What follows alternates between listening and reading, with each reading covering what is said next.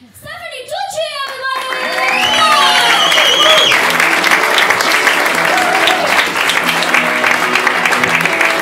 I said you could just introduce me with my name, but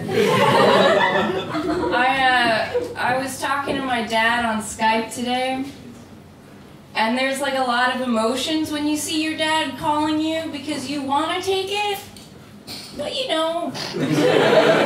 But you need the money. And then it's like a frantic positioning of the laptop screen. You want the background clear. It looks like Moses parted the Red Sea behind you with empty Jägermeister bottles, and a half-eaten donor you drunkenly bought the night before, your depressed French roommate sobbing in the corner.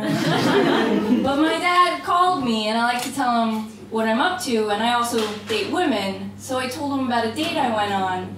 And he's kind of conservative because he asks, he's like, on a date with 2 women, who pays? And then I have to explain, it is the same as opposite sex dates, the less attractive person pays. Of course not. Sorry I just fucked up your date, but you shouldn't be bringing him to a free comedy show. So.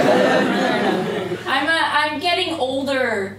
And I'm okay with it, but there are some things I'm a little nervous about because I have a larger chestal region, you could say. And like gravity is just destroying these. Like they've never even really been perky. They've kind of always just been facing the direction they're moving in. Like they know their destiny. It's like the nipples are eyes, and they're just staring at the ground. Like if I could just get there, then I could rest. It's bigger than the other, it's like they're racing. And I already have stretch marks here. Someone related. It's like I can hear my skin going, oh, can we please put these down now? You know, and they're always in the way, but at like a slightly lower point every year. Like, I don't know if I should start marking where they are. Some sort of sad reverse growth chart. And it's impossible to take off a bra in a sexy way. Like, I feel like I have 2 options, right? Once I get to this point, I could either slowly lower them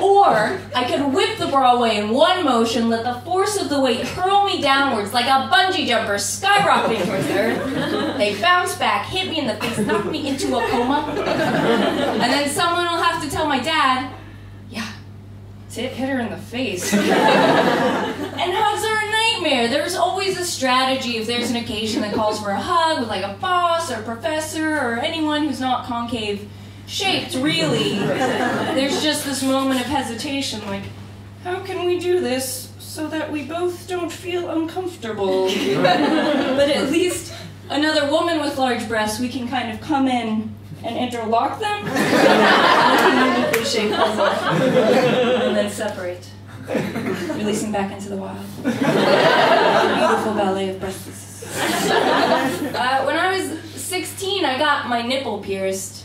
I don't know why. I guess I wanted to be able to find magnets better. I don't know. And you have to be 18. That's really lucky. You have to be 18 to get piercings and tattoos. And frankly, I think tattoos, the age should be a little older, because I saw a really young guy with a face tattoo the other day. And was it you? And there's it's so sad when you see a young guy with a face tattoo, because he's basically made a lot of decisions about his life. Like, he doesn't want to be eligible for any job where he's allowed to sit down, except giving people face tattoos. That's the only thing you can do. It's just crazy. And I was 16, which means I had to get a fake ID to get my tip pierced.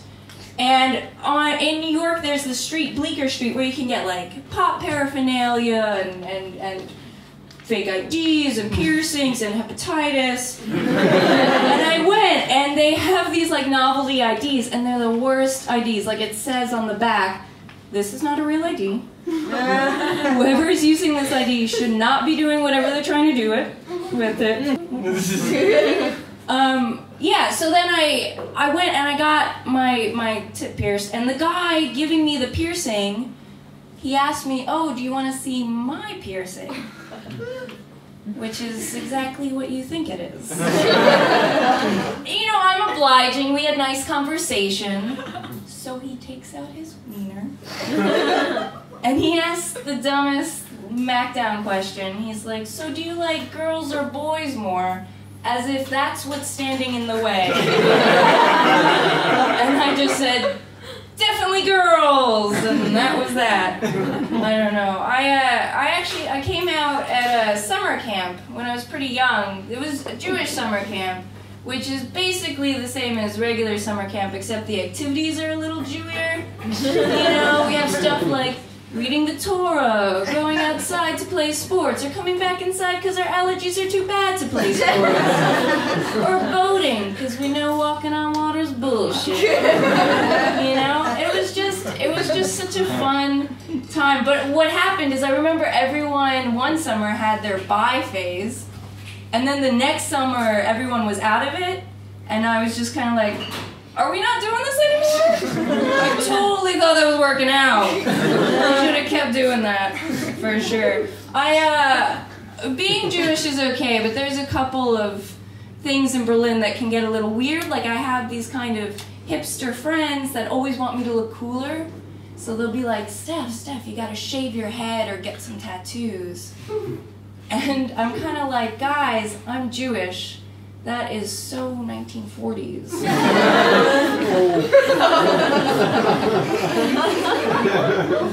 Yeah, exactly. So I recently bought a dildo. Ooh, yeah, that's right, because the paper mache one did not work. That day. And it's really intimidating when you go to buy a dildo, because you go in the store and there's just like a wall of them, and there's no tester. You can't be the Goldilocks of dildo trying on, you know? You can't be like, "Oh, this one is too small. Oh, this one is too big. Oh, just right, I shall wear it out." And some of them are shaped like animals. It's like, who is this marketed for? Is this my first dildo? Young women start their sexual careers, you know? You pull a string and it just has certain sayings like, "Just the tip." Or, "I'm clean, baby, I swear." Or, "Please stay in school." You know? And then some dildos have balls. And it's like, why? The bar's left. Like, balls already feel like the last minute addition to the human body, right? Like, whoever came up with them was like, "Oh shit, we forgot where to put the semen, just stuff it in some skin and pin it on, let's go, go, go!" You don't need to include them on the dildo. But it reminds me of this phrase I hear a lot that I hate. The people always say, "Oh, don't be such a pussy," or "You gotta have balls," and I hate it because I don't think it corresponds to what they're talking about. Because if you think about a pussy can take a pounding and be like, "This is amazing, keep it coming." You know? A pussy's like a tube of muscle. There are exercises just for it. That means a pussy could weightlift. It could have a gym membership. While you're waiting in line for yoga, two pussies could be throwing a 20-kilo medicine ball back and forth, drinking egg whites and Tabasco sauce. Like, you gotta work hard to play hard. You know, a pussy can train to suck things up. That means a pussy could chug a beer. You know, you could stick your hand inside a pussy, it'll grab it, stare you down, and shake it like it's running for office. But you think about the flip side, testicles. You do that, they shoot up inside the body. You splash a little cold water on them, you can almost hear them go, "Quit it." Like, they just look pathetic, like, hide behind the thing, "Don't let the sun in." Like, a ball can't even exist on its own, it needs a buddy. Alright, thank you very much, I've been Steph.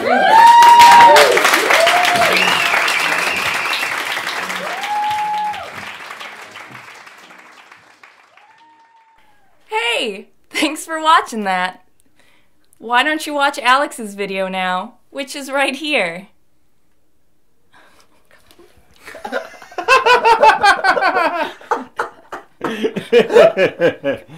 What has my life become?